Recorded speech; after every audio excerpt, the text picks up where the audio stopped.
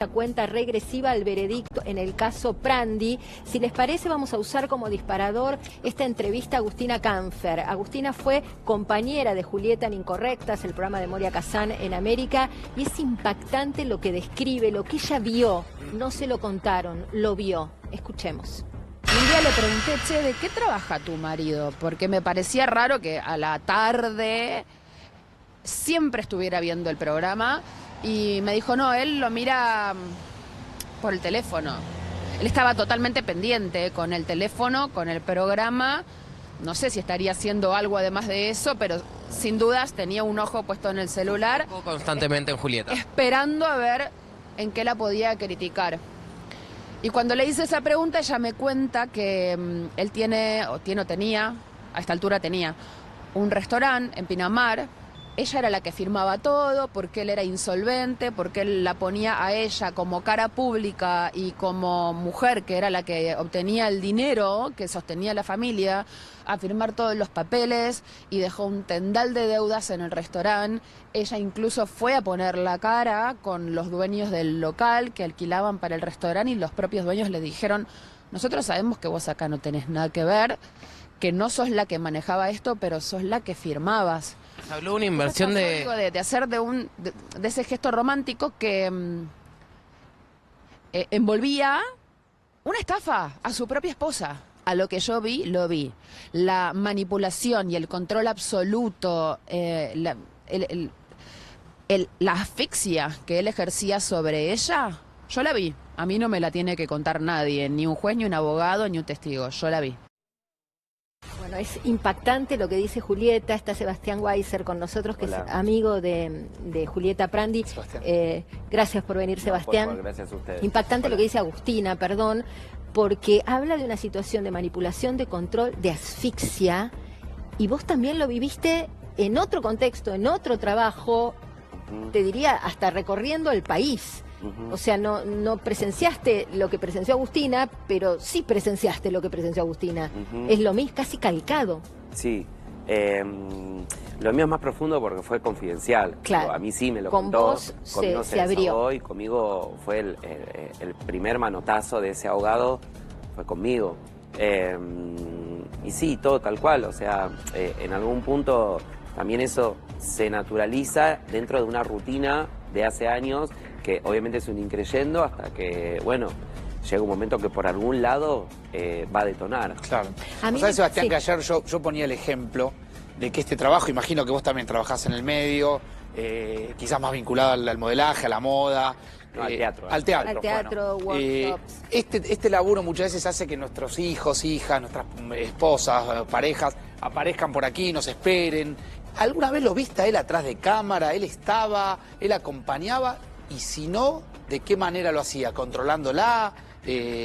Contanos un poco Él de eso. estaba presente siempre, hasta en el trabajo mismo y atrás de cámara o bien en la puerta. Digo, en mi caso particular, con Julieta hacíamos workshop y no sé, o sea, él venía a los aeropuertos, pero no obstante a esto, él llamaba a la recepción para que la recepción llamen a ver si ella estaba en la habitación. De los hoteles donde De ustedes los paraban en hoteles. el interior del país que iban a En trabajar. todos, exacto, íbamos a trabajar, estábamos 2 días, con mucho 3, o sea, imagínate el grado de locura que estábamos Y a atravesando Julieta le con Juli. avisaban, le decían, está llamando a su esposo, está Sí, su esposo ella tenía que preguntando estar en la por usted. habitación. De hecho, bueno, yo conté que en varias provincias la agasajaban porque venía Julieta Prandi, entonces un restaurante, una presencia, se cancelaba y ella, bueno, no era la excusa que estaba descompuesta porque encima estaba descompuesta, o sea, no se podía salir, de hecho ya le costaba dictar su clase, que era de pasarela, su clase era siempre pendiente con el celular, digo, o sea, él siempre estaba presente. Te hablo de a miles de kilómetros, él seguía estando ahí, ¿entendés? O sea, no había nunca un ¿Y respiro. qué le decía? O sea, él llamaba, habrás presenciado alguno de estos llamados de control. Lo que pasa que Juli se abre conmigo en el tercer viaje, se abre, bueno, más que nada cuando yo me le tiro encima, le digo... Cuando te diste cuenta de todo. Sí, algo pasaba y heavy, yo veía que esto era heavy, entonces, nada, le dije, ¿Qué Juli, fue? ¿Cómo contame, fue ese ¿te pasa detonante? algo? ¿Qué te pasa? Mira, ella venía muy mal de salud, o sea, y las últimas veces en las giras yo vi que vomitaba sangre y no quería dar la guardia. y veía que siempre estaba muy flaca, tomaba siempre agua, se ahogaba. Vos sabés que en estos días, claro, porque también ahora empiezan a aparecer cosas y uno también se va inspirando en ciertas situaciones. A mí me pasa en principio que, claro, con Julieta, el otro día hablamos, era impensado este alcance con ustedes, con la terminología, con el dialecto que están poniendo cada agravio, cada cuestión. Y a ver, yo lo tengo que llevar más a la vida del hogar, como a la vivencia. A la vivencia, que lo viví, lo respiré, y era impensado todo lo que está pasando. Y digo, claro, ahora escucho como ustedes, le ponen carátula a esto y digo, wow, qué grave que era. Porque en ese momento yo, con tener una amiga, a ver, uno desde el lado, che, qué bajón, no, bueno, no puede estar más ahí, pero no ves de verdad lo grave que es todo esto lo que estaba pasando en inmensurable cantidad de cuestiones. Sí. Y ahora que lo veo así, claro, se ordenó, digo, y me impresiona más que antes, porque en ese momento es reaccionar y accionar en cuanto a qué... A la emergencia, digamos, a lo que está pasando. Y por otro lado, en ese momento, lo que menos nos surgía y veíamos como prioridad era como la denuncia, avanzar y esta contención. Digo, en su momento era darle de comer a los chicos, che, y ahora no había trabajo, y ahora pagar el alquiler. Brita no tenía ni ¿Ella idea bancaba todo? de hacer eso. ¿Él no aportaba nada a la casa? O sea, sí, ella bancaba todo. Digo, a ver, Julieta, bueno, ya lo sabemos, en los mejores años era una máquina de hacer dinero, lo dijo Sí. el papá, y obviamente su dinero él lo invertía, lo movía, y así O sea, ella todo. lo generaba y él lo administraba. Exacto. Y Juli, a ver, no tenía idea, porque en una época que ella no paraba de trabajar, entonces en algún punto tampoco ella necesitaba hacer un regocijo, vamos a llamarlo, o irse a Europa 3 meses. Digo, Claro, ¿entienden? claro. Ella Aprovechó el buen momento profesional, digamos. ella estaba en su momento profesional, en la época trabajaba de sol a sol, entonces tampoco era que ella podía hacer un usufructo de eso, de decir, che, nos vamos a ginecológico. Claro, sí, sí. Porque entonces tampoco sabía qué es lo que estaba pasando y que estaba Perdió desapareciendo el ese control dinero. de sus finanzas, estaba Sí. desapareciendo el dinero, que es una de las puntas de la violencia ejercida. Es que yo creo que nunca tuvo el control de eso, porque el día 1 que a Julieta le llegaron los grandes contratos, él ya estaba autorizado a eso. Era como un apoderado de ella. Él era un apoderado, todo para alivianarte, todo con el encantamiento de mi amor, estás a 1000, yo me encargo, tranquila. Y digo, Julieta era chica también a un punto y empezó a trabajar también muy chica, y también como esa calle, eso que tuvo el adolescente. Juli no lo tuvo, digo, no Claro. estuvo ella con las amigas, ¿entienden? Digo, Sí, su clarísimo, vida fue clarísimo. siempre, Sí, sí, sí. digo, de estrella, Sí, claro. vamos a llamarlo. Entonces Claro. también había un tejemaneje que ella desconocía. Pero a ver, no la vamos a subestimar. Estamos hablando, digo, ¿me entienden? De que Julieta era una estúpida. Lo digo con todo el No, respeto. No, no, es que pues también entendido, se- estas Claro. personalidades Es psicopáticas te historia de vida, vuelven. claro. Ella la agarra esta bendita carrera, que nunca la soltó, y digo, wow, si no era por esta carrera, ¿dónde estaría Juli? Porque en algún punto ella siempre estuvo activa, visible y reconocida. Bueno, También ella le lo salvó dijo, la ¿no? vida, ¿no? Claro. Hubiera- salvó la Hubiera vida. estado enterrada, dijo. Exacto, pero aparte porque Juli hacía tele, también hacía campañas, hacía publis, viajaba, era marca cara de, digo. Entonces también todo ese tsunami que ella estaba viviendo, con esa ola tan fuerte, todo esto se le estaba yendo, ¿no? De costado iba. Hasta que después empieza, bueno, su pareja, por supuesto, a deteriorarse y bueno, y como todo este revuelo de la toxicidad y pasó ya a mayores. Totalmente, bueno, me impresionan los relatos de los amigos, de los compañeros, y le quiero preguntar a Ventura, porque lo que contaba recién Canfer, que es lo mismo que contó Juli Campbell ayer acá, que fueron las compañeras en Incorrectas de Prandi, era algo que bueno, también evidentemente algo había en ese equipo de trabajo, que empezaban a ver cosas raras en Julieta. Lo que pasa que es, a ver, el infierno que vivía Julieta lo conocía la gente que tenía un codo a codo.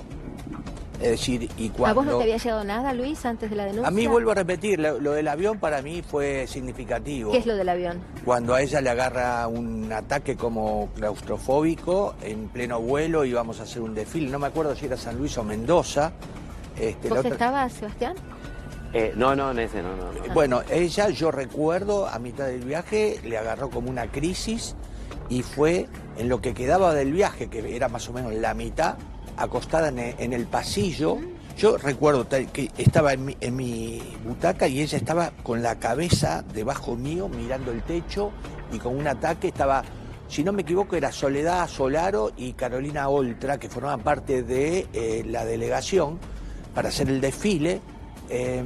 Y ella se llegó descompuesta. descompuesta. Yo supuse que era realmente claustrofobia, pero frente a todo lo que veo que ella vivía internamente, me doy cuenta Que no. que pasaban cosas. Y después yo tengo la nota que donde fuimos el medio con paparazzi, que descubrimos el tema de las brujerías, en lo que era la guía espiritual Umbanda que ejercía Contardi. Pero de todas maneras, yo quiero decir algo, en función del último testimonio de Julieta de ayer, la veo como dudando del veredicto, como atajándose para el caso que la justicia no sepa ver o juzgar todo lo que ella denunció. Porque digamos una cosa que es la realidad.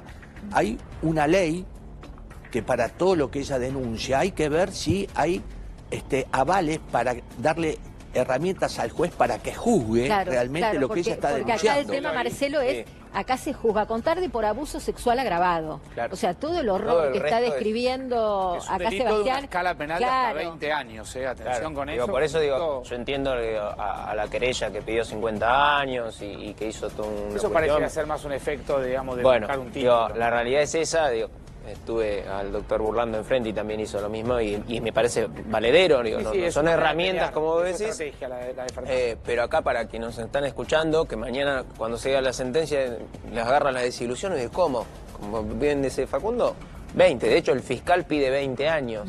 El resto que vamos conociendo, que van contando cada uno de ustedes, es algo tremendo, pero que no está... Que no es lo que se juzga. Exactamente, entonces, en esta cuestión de hecho, lo que él dice... Estamos hablando de delitos, y esto hay que marcarlo, que tienen un trauma indeleble en una víctima, ¿no? Sí. Creo que cada vez... Borrable, Sí. borrable. Borrable. Los psicólogos que nosotros también trabajamos con peritos forenses que nos acompañan, es imborrable. Sí. Entonces, en esto que ella comenta, sí, a ver, hasta el furcio que comete este señor, diciendo... Fue con consentimiento, una cosa tremenda. Dice, nunca la violé sin su consentimiento. O sea, una cosa tremenda, ¿no? Que es real, discúlpame, que es, o sea, lo difícil de, claro, dentro de la unión conyugal, es difícil declarar a cuatro paredes, cerrados, etcétera. Pero a ver, hay una acción que también es lógica y clara, que a él lo mide. Cuando Julieta se va a la casa con sus hijos, un bebé y un niño, digo, en algún punto esa acción como hombre, padre, y digo tanto que los no le quiere, que tanto importaba que lo que quiere, esa dónde relación, iban a exacto. parar. Pero Ella Julieta tuvo que pedir un crédito no tenían ropa. a instancias tuyas. Fuimos y gestionamos un... Pero, o sea, ella no tenía ropa. Entonces, digo, hay una acción también que a esta persona, digo... Lo está criminaliza. obrada. Y eso, ¿qué más querés? Después, por otro lado, también estas cosas que van surgiendo en estos días. Julieta en estos 5 años, que también siempre iba hacia las denuncias, se les caía en todo lo que pasaba con este caso. No nos olvidemos que también él, desde su lado, le ponía bozal legal. Desde su lado, ella no podía hablar porque en algún punto estaban ustedes. Era la única carta. La que ustedes, por medio de programas, etcétera, ella puede tener este alcance y ser escuchada por alguien que diga... Vamos a tomar riendas en este caso. Ella iba a los programas, y yo soy testigo, donde no podía hablar, porque empezaba con los bozales. No solo no contarlo, sino no dar indicio a. Claro. Entonces, mirá como de su lado también, el modo operandi de esta persona, como de su lado seguía igual insistiendo en callarla. Claro, En que control, ella no manipulación cuente. es lo mismo. Decís, una vez separado, pretendía Sigue lo de la mismo misma forma. Entonces, sobre imagínate ella. cómo, yo lo que te digo, es admirable, entiendo que por los hijos, pero admirable la tenacidad de Julieta. Más allá que yo lo dije en todos lados, el presente de hoy pesa mucho, mucho. Mira, en esa balanza, si pones el presente, pesa así. Julieta hoy está bien, está con un tipazo, con unas familias ensambladas preciosas, digo, pero la verdad que la fuerza de Julieta como mamá, como figura pública también, Total. como escondida de todo esto, es admirable. Ahora, hacemos un punto acá porque estaría bueno repasar las palabras finales en la última audiencia de Julieta y después meternos un poco en cómo está hoy, después de la consigna policial, del botón antipánico y en la cuenta regresiva para el veredicto, porque falta nada, horas nada más. Así que compartimos eso. Me pasé un horror. Y yo ya estuve muerta. Porque todavía no me siento una persona libre, plena y viva y feliz. Todavía intento reencontrarme, volver a creer en mí, volver a sonreír, volver a sentirme segura, volver a no recordar los hechos aberrantes que tuve que soportar. Me hubiese encantado no despertarme más. Y eso que era mamá de 2. Porque cuando a mí me pasaba esto, yo tenía un bebé de meses. y un chiquito de 4. Cuando empecé a pasar todos estos abusos. Acá no se trata de dinero, no se trata de si me sacó, porque sí me sacó absolutamente todo. Y todo lo hice con mi trabajo. Yo trabajo de los 15 y todo lo que se compró en esa sociedad conyugal fue mío. No importa si se lo quedó todo, yo no necesito un palacio, no necesito un coche, no necesito que me den plata, no necesito absolutamente nada. Lo único que pido es justicia. Y ya no la pido por mí, ya la pido por mí y por todas las que estoy representando en este momento, porque somos muchas las víctimas de violencia de género que no nos animamos a hacer una denuncia por miedo a esto, a la humillación, al escarnio, a que nos digan que somos mentirosas, a tener que reclamar y repetir una y otra vez todo lo que nos pasó. Sepan que esa persona que está siendo juzgada es capaz de cualquier cosa. Él no se va a manchar las manos de sangre, pero lo considero digno de cualquier cosa. Por mi vida y por la de mis hijos voy a pedir que lo detengan, porque yo, si no, los voy a hacer responsables de lo que me pueda pasar a mí o a mi familia. Yo ya estuve muerta, no quiero estar muerta 2 veces. Déjenme vivir en paz. Nada más. Gracias por escucharme. Bueno, y quisiera retomar con Constanza esto del perfil, ¿no? Sí. Ella dice, él no se va a manchar las manos. Él la aterroriza, ni siquiera, según el relato de Julieta, se mancha las manos, tiene gente a la que recurrir. ¿Cómo perfilarías a este hombre? Bueno, claramente yo lo perfilaría como una persona con psicopatía de manual. O sea, todas las cosas que hace y dice demuestran una frialdad absoluta, una falta de empatía total y se dan casi todos los puntos que tiene un psicópata. O sea, se sienten superiores, arrogantes, utilizan a la gente de manera instrumental, económica. Y vínculos utilitarios. Son todos vínculos utilitarios. No tiene capacidad de sentimientos por nadie. O sea, lo único que tiene es una empatía intelectual. ¿Hay conciencia moral? No hay conciencia moral, pero sí entiende lo que es la empatía. Criminalidad de sus actos, ¿no? Exacto. Y tiene lo que se llama empatía intelectual. Entiende que te está haciendo mal, pero no le importa. Básicamente así.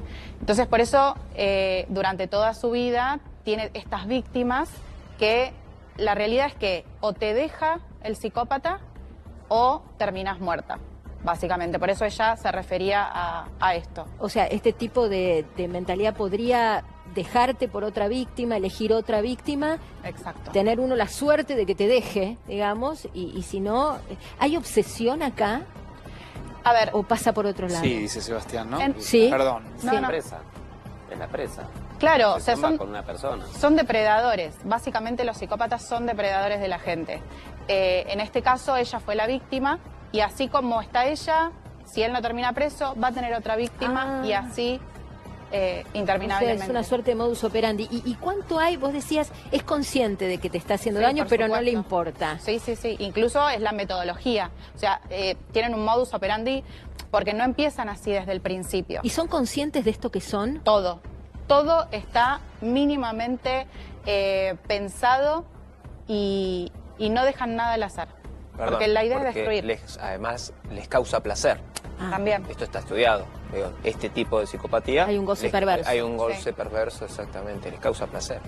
Pero bueno, volvemos al gran problema. Es muy impactante, Marcelo y Constanza, como ustedes desde lo técnico van dando detalles que el propio Sebastián, al haber estado cerca de Julieta, haberlo vivido, va sintiendo que es un poco la descripción de lo que vos vivías en el día a día. Sí, claro, porque yo como te defino, es malo, punto. Es malo. Claro. Sí, es malo, tiene odio. Digo, a mí me pasa esto, en términos psiquiátricos, sí, psicópata, no sé cómo es la terminología que usa. Para mí el psicópata puede ser un momento vulnerable y arrepentirse de lo que hace y no quiere ser así. Para mí el psicópata, su cabeza está enferma y puede que no quiera Él ser pedía así. perdón, viste que Para es mí muy él del es manual malo, del ¿entendés? violento. La diferencia de la maldad, Sí, porque es una estructura de no se va a personalidad, arrepentir. no es una enfermedad, eso hay que dejarlo bien en claro. Exacto. ¿Vos sentiste que te podía hacer algo, Sebastián? No. ¿A vos? No. ¿Nunca te sentiste en riesgo vos? No. Es con las mujeres. No, es con el mundo, como que cosa, creo que cualquier persona que lo enfrente. De hecho, ¿Nunca él te encaró aparecieron. a vos? No, de hecho, o sea, como bien Juli lo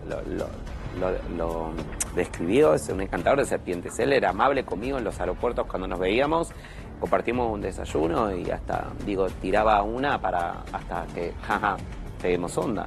Pero no. En ese sentido es un poco el manual del violento, el ser agradable con el entorno para dejarte como la loca de que hablas y es encantador este muchacho. Ahora, él pedía disculpas porque viste que el violento te pide disculpas de rodillas y después reincide. No. Él hacía que Julieta le pida disculpas. Él hacía que Julieta, porque se demoró media hora en contestar, le pide disculpas. Él hacía que Julieta le pide disculpas por haber aceptado un workshop donde ese workshop no le interesaba a él. ¿Ese qué? Ese workshop, un seminario. Perdón. Muchos seminarios en un año. Como unos talleres que el lugar de sometimiento, el lugar de esclavitud, el lugar de rendirle cuenta, algo que Julieta estaba 3 metros bajo tierra. Sí. O sea, por eso yo cuando me depositan su confianza, Julieta no me pide ayuda. Me dice no de más y se pone a llorar como un bebé. No me dijo ayudarme. Fue un desahogo. Fue un desahogo, pero porque yo la acorralé. Digo, no, basta, dale, contame qué te pasa, algo, te estás en una. Y se ve que nadie, o sea, se ve, o no sé, se sintió, también estábamos lejos, digo, también había un lugar donde ella estaba. O sea, nosotros, dudábamos del aire, estaba ahí. Entonces ahí, en ese avión, ella logró, en 25 minutos ya aterrizamos, contarme el presente. Después, con la confianza, fui yo largando cabezas para que ella vacíe. Y encima, cuando a mí me pasa eso, que yo cuento, me siento con una responsabilidad, claro, porque digo, así no sea mi amiga, digo, che, acá hay una situación grave. Y obviamente después yo empiezo por mi lado, ¿no? Digo, la primera persona es mi mamá, mi confidente, le digo, mamá, pasa esta situación. Con esto? Digo... yo no soy del medio comercial, entonces también yo le decía a mi mamá, me pasa esto y con una celebrity, digo que todo el mundo la conoce.